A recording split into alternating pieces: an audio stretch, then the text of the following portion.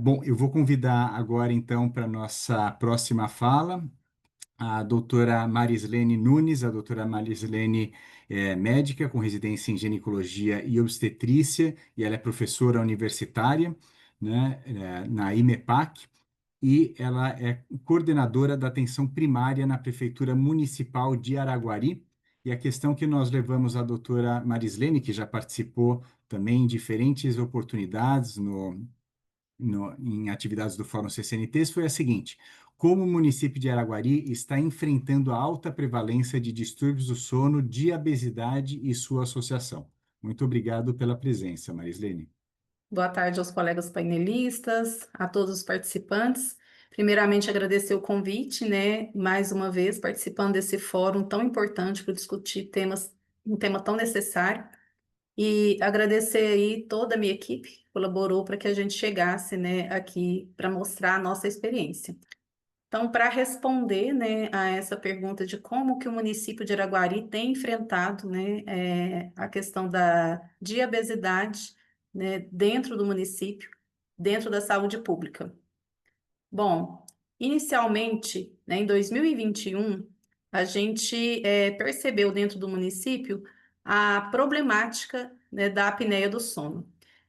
Primeiro que a apneia do sono é um importante fator de risco cardiovascular e metabólico, como vários, né, painelistas aqui já colocaram. Tem uma alta prevalência e um alto custo social.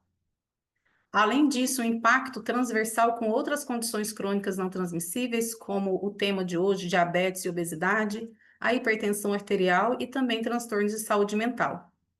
No nosso município, o que a gente percebia, né, enquanto coordenação, é que essa condição era negligenciada ainda, né, era subdiagnosticada, e a gente deparava com uma fila de espera de 12 anos para realizar o exame diagnóstico da polissonografia.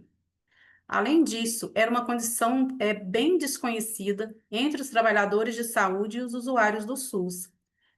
A gente percebia por uma enquete, né, que a gente fez, né, com os profissionais de saúde. Nós temos em torno de 555 trabalhadores na atenção primária, que se a queixa principal do paciente não fosse uma questão de insônia, alguma questão relacionada ao sono, praticamente não se perguntava como que estava a saúde do seu sono. Pode passar, por favor. E aí a gente iniciou a implantação da linha de cuidado, mais especificamente desse transtorno do sono, que é a apneia obstrutiva do sono.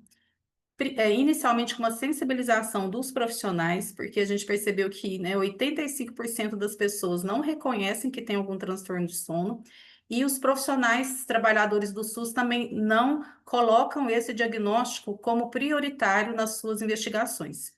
Então, nós sensibilizamos os profissionais através de uma capacitação dos médicos, enfermeiros, técnicos de enfermagem, ACS, né, agentes comunitários de saúde.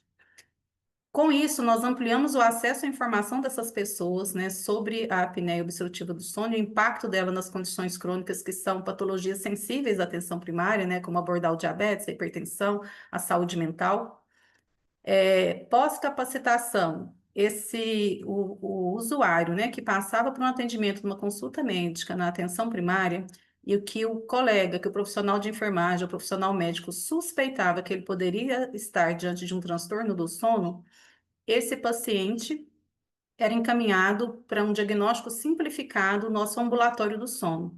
Em 2021 foi criado dentro do município o ambulatório do sono, que em 2022 que foi realizada essa capacitação, porque a gente via que as pessoas não conheciam e o acesso ao ambulatório do sono era muito reduzido. Esse paciente passava por esse diagnóstico simplificado através do exame domiciliar, que inicialmente nós tínhamos a poligrafia tipo 4. Hoje a gente já tem também a poligrafia tipo 3, nessa parceria com a Biologics e com o ResMed.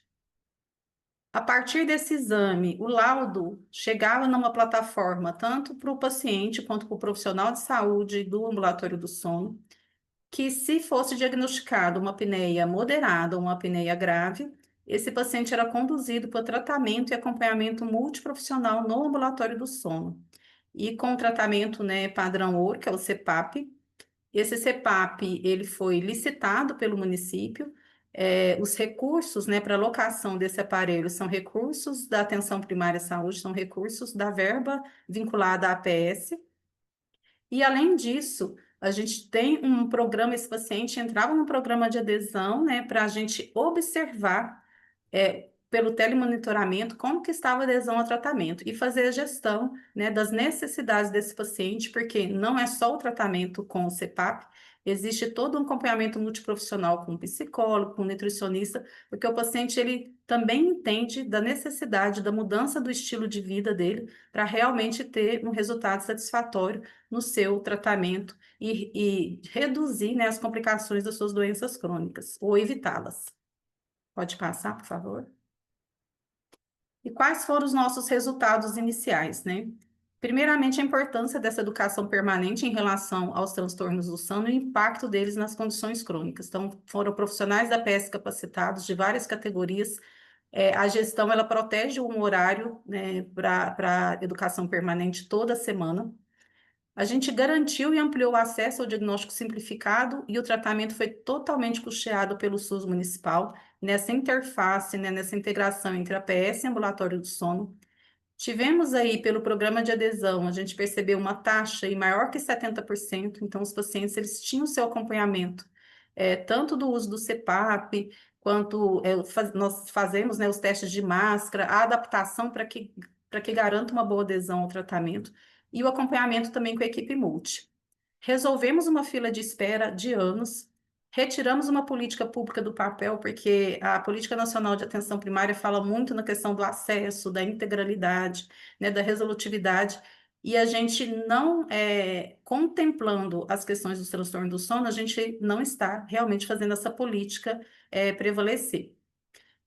Criamos uma evidência para desenvolvimento de uma política pública nacional factível de ser reproduzida, ou seja, um diagnóstico mais simplificado e o SUS sendo responsável, né, para a aquisição desse tratamento. Pode passar, por favor. E os resultados atuais? A gente mantém o que o Ministério da Saúde coloca, o que a Política Nacional de Atenção Primária coloca, que a atenção primária tem que coordenar o cuidado, ordenar a rede de atenção e esse cuidado com a integração no ambulatório do sono.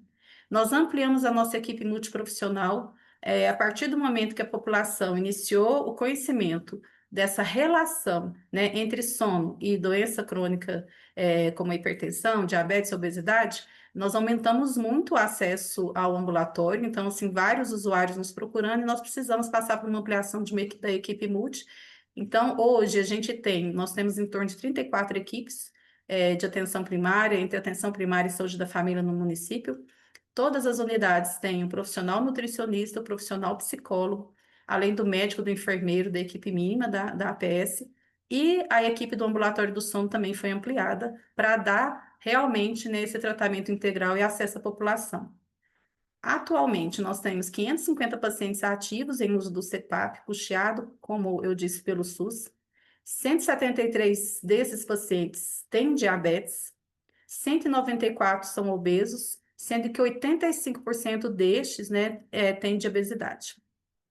Então, aí nós estamos mais ou menos aí com em torno de 31%, né, de pacientes com diabetes e 35 obesos em tratamento com padrão ouro.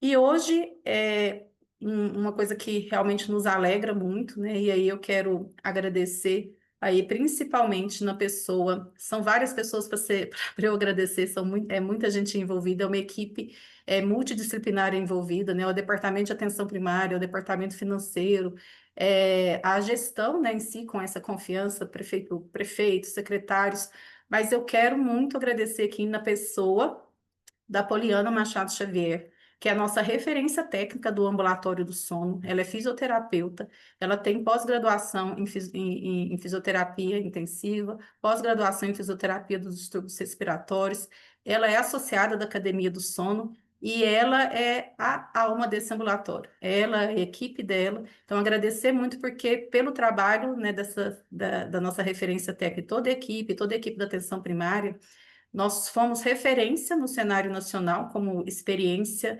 de um tratamento sendo custeado totalmente pelo SUS. Nós fomos para a página da OMS como iniciativa governamental multissetorial bem-sucedida para a prevenção e controle das DSNTs.